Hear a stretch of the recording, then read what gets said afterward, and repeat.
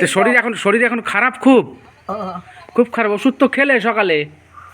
ওষুধ তো খাবো। ঠিক আছে, আবার খেয়ে নিও। না না, 100 পার হয়ে যাবে। 100 হয়েছে মাসি? কত হয়েছে বয়স? আচ্ছা, আমি তো জানি না। তুমি জানো না?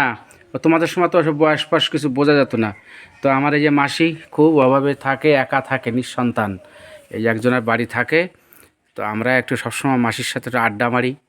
মাসি একটু আনন্দ পায়। একা থাকে, একা রান্না করে, একা খায়।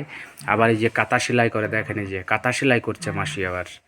হ্যাঁ, এই বয়সে কাঁথাও আমরা এই বয়সে চশমা চোখে দিয়েছি, পাওয়ারওয়ালা চশমা, আর মাসি এখনও কাঁথা সেলাই করে। এই যে দেখুন দর্শক বন্ধুরা, তো এই বাড়িতে থাকে, আমরা একটু আসে আমার বাড়ির পাশে, মাসির একটু টাইম পাস হয়। তাহলে তুমি জানো না তোমার বয়স কত?